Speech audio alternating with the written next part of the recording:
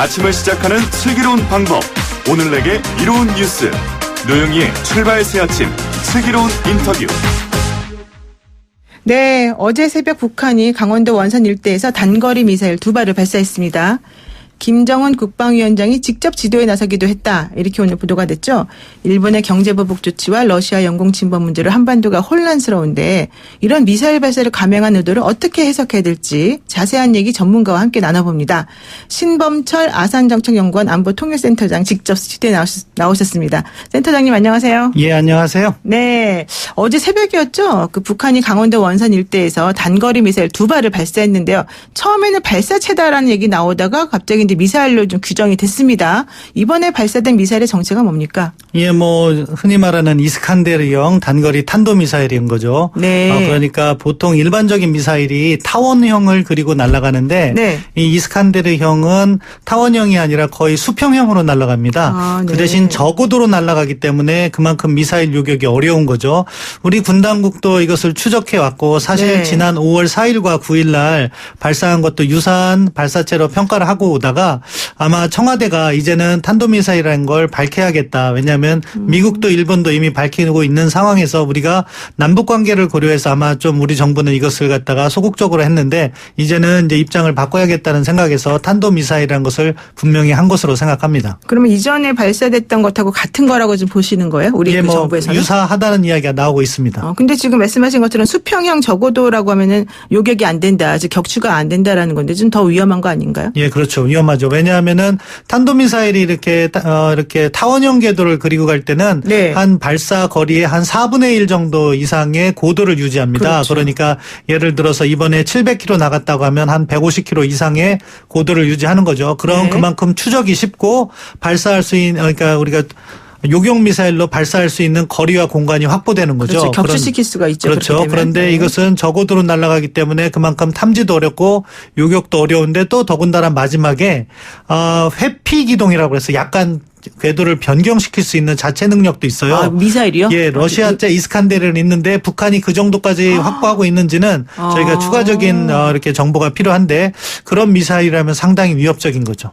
정말 좀 걱정스러운데요. 어쨌든 이번 미사일 발사를 김정은 위원장이 직접 지도했다. 이렇게 지금 공공연하게 얘기하고 있고 특히 남한을 상대로 한 거다. 이런 얘기했습니다. 이걸 어떻게 받아들여야 됩니까? 예, 오늘 조선중앙통신에서 발표를 했습니다. 김정은 위원장이 직접 지도했다고 했고 네. 그 남한의 호전 세력을 갖다가 겨냥했다 이렇게 이야기를 했는데요.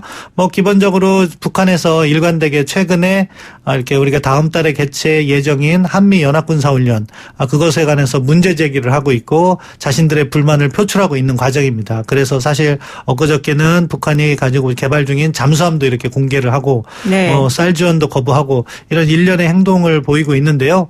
그게 두 차원의 목적이 다 있다고 봅니다. 미국과 네. 관련해서는 핵 협상 관련해서 조금 더 유리한 카드를 가지고 나와라 하면서 네네. 실무 협상을 지연 중인 것이고 우리 정부는 아마 우리 정부에 대한 직접적인 이렇게 불만보다는 미국 정부를 설득하라는 그런 취지의 메시지가 담겨 있다고 하는데 아무튼 우리가 지난 6월 30일 날 판문점 정상회동에서 좋은 분위기가 연출돼서 좀 기대를 했는데 다시 과거의 패턴으로 돌아가고 있는 것 같아서 좀 아쉽습니다. 그러니까 남한을 대상으로 한 거다라고 말을 하지만 실제는 트럼프 대통령한테 하는 거는 많은 것 같다. 다만 우리 정부가 좀 더 나서달라 이런 주문으로 지금 보는 게 맞겠다 이런 분석이신 것 같은데요. 지난 6월 30일 판문점 회동 당시에 김정은 위원장이 트럼프 대통령한테 한미합동훈련을 중단해달라 이렇게 요청했습니다. 근데 물론 받아들여질 거라고 생각해서 이런 걸 하진 않았겠죠. 그렇지만 그럼에도 불구하고 내가 중단하라고 했는데 안 중단하는 것에 대해서 조금 항의하겠다 이런 식으로 받아들인 게 맞습니까? 예, 근데 북한과 미국의 입장이 좀 달라요. 북한은 트럼프 대통령이 그런 네. 약속을 했다고 이야기하고 있고 미국은 그렇게 한 적 없다고 이야기하고 있으니까 네. 아마 이제 두 정상 간의 이야기 중에서 약간 은유적으로 이렇게 간 것 같아요. 미국의 네. 위협이 중단돼야 되지 않겠느냐. 그러니까 트럼프 대통령 입장에서는 중단하겠다. 네. 그것을 갖다가 김정은 위원장이 그럼 연합군사훈련까지 포함된다고 인식했을 가능성이 높다고 생각합니다. 네. 왜냐하면 트럼프 대통령도 구체적으로 무슨 훈련을 중단하겠다고까지는 그렇죠. 이야기는 안 했을 거니까요. 네. 그런 과정에서 양측의 오해가 생겼는데 이 문제를 사실은 풀면은 풀 수 있는 문제라고 생각해요. 왜냐하면은 작년과 같은 경우에도요. 네. 싱가포르 정상회담이 6월 12일 날 열렸잖아요. 네. 그런데 8월 달에 있던 작년에는 오히려 더 강한 훈련이었습니다. UFG 훈련을 했는데 그걸 북한이 크게 문제 삼지 않고 9월 달에 남북 정상회담까지 이어갔어요. 네. 근데 이번과 같은 경우에는 오히려 더 문제를 심각하게 하고 있는 것은 사실은 이 실무 협상이 차지하는 의미가 되게 크거든요. 네. 북한으로서는 단계적 비핵화를 계속해서 추진하려고 하는데 미국은 중간 단계를 갖다가 선정하지만 제재 완화만큼은 허용하지 않으려고 하니까 네. 북한이 만족스럽지 못한 것이고 그래서 보다 전략적인 문제인 핵 협상과 관련해서 연합군사훈련을 트집을 잡는 게 아닌가 생각합니다. 이제 좀 다른 문제이긴 한데 사실 지금 북한이 식량 사정 매우 안 좋고 힘든데 우리가 쌀 준다 그래도 지금 안 받는다 이런 얘기까지 한 거는 자존심입니까? 자존심과 상황 변화를 봐야 될 것 같아요. 상황 변화요? 예, 상황 변화는 결국 6월 중순에 시진핑 주석이 방북을 했잖아요. 네네. 거기서 어떠한 지원이 이루어졌는지는 발표가 되지 않았는데 과거 사례를 추적해 보니까 2001년에 네. 장쩌민 주석이 북한에 갔을 때 식량 30만 톤을 지원했습니다. 그리고 네. 2005년에 후진타오 주석이 방문했을 때는 밝혀지지 않았는데 그다음에 김정일 국방위원장이었죠. 당시 북경에 갈 때 식량 50만 톤을 지원했고요. 우리는 5만 톤, 예, 톤 그러니까 준다니까 이러나? 뭐 예. 중국에서 밝히진 않지만 인도적 예. 지원 차원에서 상당량의 식량이 갔을 수 있고 그렇기 때문에 북한이 약간은 여유가 있었을 수가 있다. 그렇기 때문에 한국의 식량 5만 톤을 받기보다는 자존심을 세우고 한국과 미국을 압박하는 것이 더 전략적으로 유리하겠다. 그런 판단이 선 것이 아닐까 생각합니다. 말씀 듣고 보니까 우리 5만 톤 준다는 게 많이 주는 게 아니네요. 저 많이 주는 줄 알았는데. 그리고요. 지금 한국이 러시아와 중국의 영공 침범 문제로 갈등을 겪고 있는 시점인데 이 시점 관련해 가지고 지금 북한이 취하고 있는 이런 태도 이게 과연 도움이 되는 태도입니까? 어떻습니까? 뭐 북한에게는 도움이 된다고 생각했기 때문에 한 것일 테고 우리한테는 당연히 도움이 안 되죠. 두 가지 가능성이 다 있는 것 같아요. 사실은 뭐 지금 군 정부 당국에서 흘러나오는 이야기를 보면 그러한 발사 움직임이 2주 전부터 포착됐다는 이야기가 있어요. 네. 그렇기 때문에 우리가 예의주시하고 있었다고 하는데 발사 시점을 과연 중국과 러시아의 영공 침범에 맞춘 것이냐, 네. 존 볼튼 국가안보보좌관의 방안에 맞춘 것이냐는 좀 나눠볼 수 있고 만약에 중국과 러시아와 협력을 하면서 그쪽의 정보를 받아서 그 이후에 이렇게 미사일을 발사한 거라면 우리에겐 더 위협적이라고 생각합니다. 그렇죠. 결국에 큰 판에서 북중러 협력이 이루어진다면은 북한 비핵화도 더 어려워지고 오히려 북중러 대 한미일이라는 과거 냉전 구도로 돌아갈 수도 있기 때문에 그런 부분과 관련해서는 아직 파악이 덜 됐지만 우리가 다양한 채널을 통해서 정보를 확보해야 된다고 생각하고요. 과거 냉전으로 돌아가지 않기 위한 다양한 노력을 우리가 함께 전개해야 되겠죠. 그 말씀대로라면은 북한이 내 뒤에는 중국과 러시아가 있어. 이거 지금 우리에게 알리는 거다. 이렇게 보는 게 또 맞겠네요. 예, 그렇죠. 그렇게 되면은 사실은 어느 정도 김정은 정권이 생존을 확보할 수가 있기 때문에 네. 비핵화 문제에 있어서 훨씬 더 소극적으로 나올 수 있다. 그 점을 우리가 유의해야 된다고 생각합니다. 네. 그런데 생각보다 이 미국의 그 반응이 조금 이렇게 세지 않은 것 같아요. 미국에서는 북한 미사일 발사 관련해서 더 이상 도발하지 말아라라고는 했는데 결국 그래도 실무 협상이 진전되길 희망한다. 이렇게 로우키 대응을 지금 하고 있습니다. 어떻게 보십니까? 예, 뭐 그것이 트럼프 행정부의 현재 기조입니다.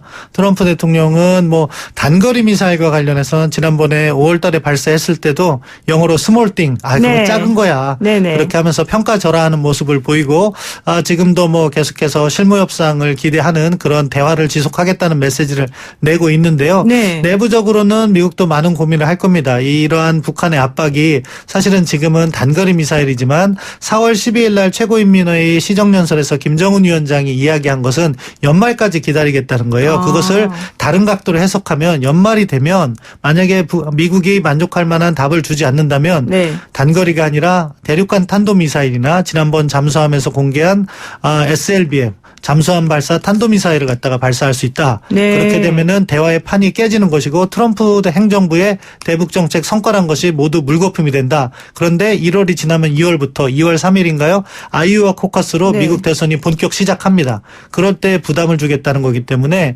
이러한 북한의 행보가 미국에 어떤 영향을 미칠지 그래서 트럼프 행정부가 어떠한 선택을 할지 만약에 북한한테 양보할 수도 있고 아니면 네. 다시 과거의 맥시멈 프레셔로 돌아갈 수도 있는데 최대 압박으로 네. 이런 경우 한반도 정세가 급변할 수 있기 때문에 그러한 몇 개월 후까지도 우리가 내다보면서 지금 정책을 전개해야 된다고 생각합니다. 그러니까 북한이 추가로 미사일 발사를 할 수도 있다.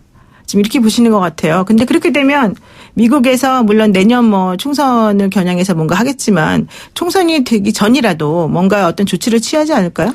미국으로서는 이제 결단을 내려야죠. 대량 그러니까 장거리 미사일을 발사하게 되면 트럼프 대통령의 업적이 사라지게 되는 것이니까 네. 그것에 대해서 공세적으로 나올지 아니면 그걸 막기 위해서 미국이 보다 더 유연해질지. 지금까지의 모습은 미국이 조금 더 유연해진 모습이에요. 왜냐하면은 5월 달에 북한이 두 번의 단거리 탄도미사일을 발사한 이후에 스티브 비건 특별대표가 5월 말부터 유연한 대북 정책을 강조했거든요. 네. 그런데 그 유연성이 아직은 북한의 입장에서는 모자른다는 거죠. 왜냐?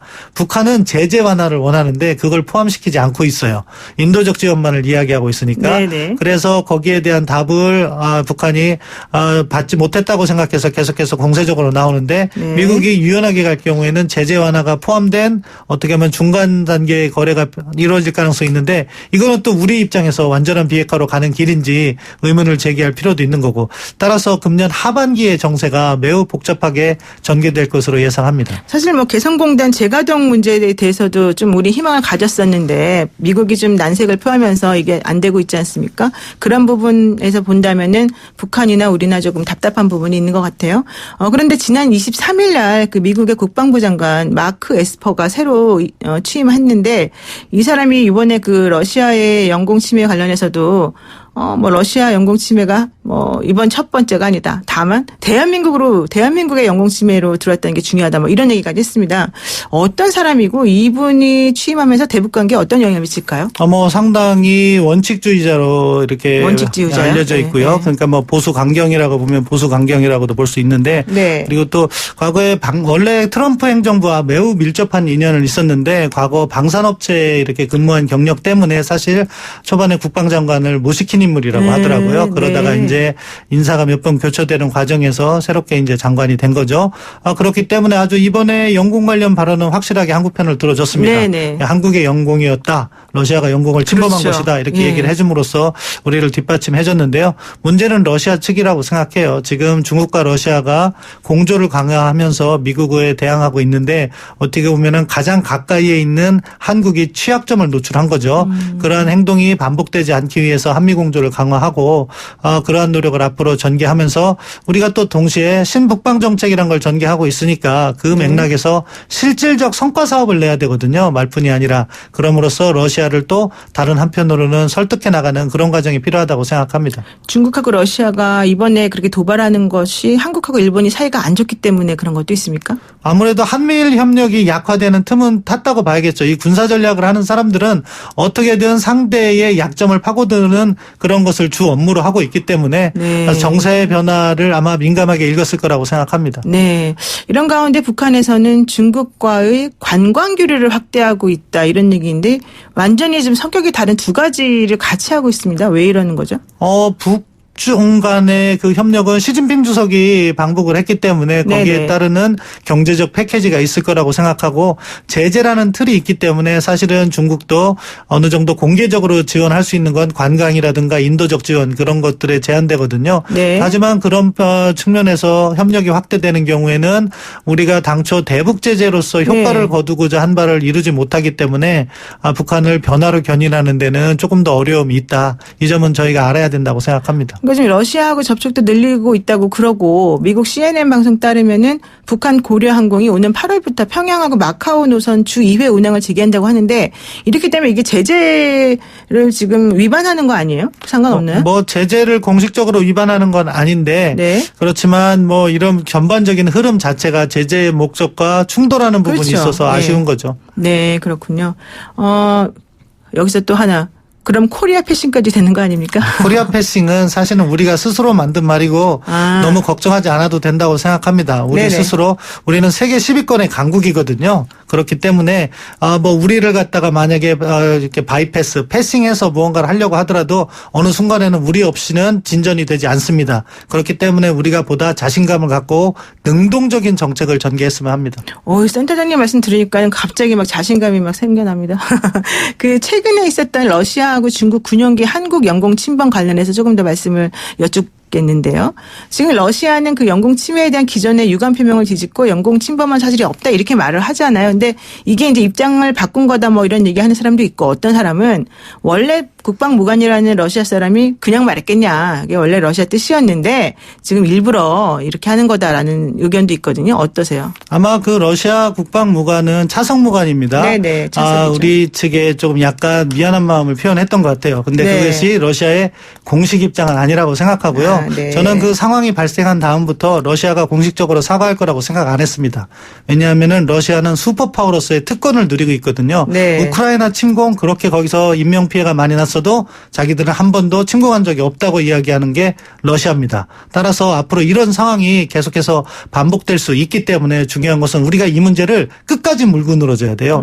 이 문제를 러시아한테 계속 항의하고 네. 국제 무대에 끌고 가고 유엔 안전보장이사회에 가더라도 뭐 러시아가 거부권을 행사해서 문제가 뭐 이렇게 제대로 상정되지도 않겠지만 그래도 네. 그 시도를 해야 돼요. 그러므로 해서 한국 영공을 침범하면 귀찮은 일이 많이 생기는구나 하면서 초강대국이라도 스스로 자제할 수 있도록 그렇게 만드는 우리 나름대로의 노력을 전개해야 된다고 생각합니다. 네. 그럼 윤도현 소통수석이 조금 섣부르게 행동한 거. 저 전반적인 흐름을 알기보다는 러시아 측의 입장을 갖다가 전달함으로써 우리 정부의 대응을 조금 더 빛내 보이게 하기 위해서 한 건데 조금 아쉬운 측면이 있죠. 그러기 위해서 NSC가 가동이 되면서 정책이 조율돼서 통일된 메시지가 나와야 된다고 생각합니다. 네, 그렇군요.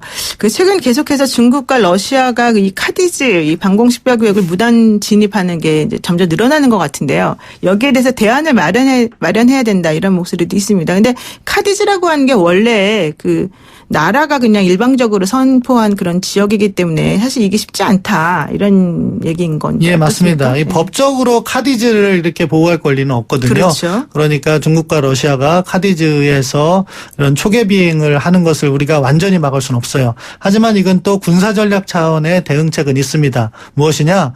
미국이 러시아나 중국의 초계 비행을 더 자주 하면 됩니다. 그렇게 만들면 돼요. 미국이요? 그러면 네. 중국과 러시아는 그 차원의 부담을 느낄 거기 때문에 그렇죠. 한국이나 뭐 이번에 같이 일본도 했는데 그러한 미국의 동맹 네트워크에 대한 침범을 조금 더 자제할 것이다. 그래서 우리가 군사적으로는 다양한 옵션이 있기 때문에 그 카드를 미국과 긴밀하게 공조하는 것이 필요하다고 생각합니다. 우리가 러시아에다가 사실 객관적으로 당신들이 우리 영공 침범했습니다라고 자료를 보냈지만 결국 러시아가 그걸 인정하지 않을 게 뻔할 뻔짜다. 그러면서 계속해서 북한하고 중국하고 러시아의 공조는 강화될 것이다. 그런데 이 상황에서 우리가 지소미아 폐기 얘기 나오는데 그게 과연 타당하냐? 또 여기에 대해서 의견을 좀. 사실 지소미아는요 네. 오해가 많아요. 저는 지소미아 카드를 꺼내는 걸 반대했는데 왜 그러냐? 네. 이게 우리나라가 지소미아를 맺은 나라가 20나라가 넘습니다. 그리고 지소미아가 비밀을 마치 주는 것처럼 생각하고 네네. 있는데 정보 교류한 것을 제3국에 유출하지 않겠다는 보호 약속이에요. 네. 그러니까 어떻게 보면은 군사 협력에서 기본적인 약속인데 워낙 한일 관계가 민감하다 보니까 그것이 문제가 됐었는데 지금은 이러한 그 안보 협력은 협력대로 추진해 나가고 네. 역사 문제는 역사 문제대로 풀어나가는 문재인 정부 최초의 그 공약이 투트랙 접근이었거든요. 네네. 그쪽으로 돌아갔으면 하는 바람입니다. 네, 마지막으로 하나만 짧게 여쭤볼게요. 지금 야권에서는 이 일본의 경제보복 조치, 러시아 영공 침범 뭐 이런 걸 다 통틀어서 완전히 우리나라가 동네 북귀 됐다. 그리고 정부가 너무 대응을 못한다. 이런 얘기하는데 어떻습니까? 뭐 야권의 입장을 지지하고 싶지 않지만 지금 외교 환경이 상당히 어렵기 때문에 우리 네. 정부가 보다 좀 능동적으로 대처하면서 그런 오해를 불식시켰으면 하는 바람입니다. 네, 말씀 여기까지 듣겠습니다. 감사합니다. 예, 감사합니다. 네, 지금까지 신범철 아산정책연구원 안보통일센터장과 함께했습니다. 노영희의 출발새 아침 잠시 후 4부에서는요.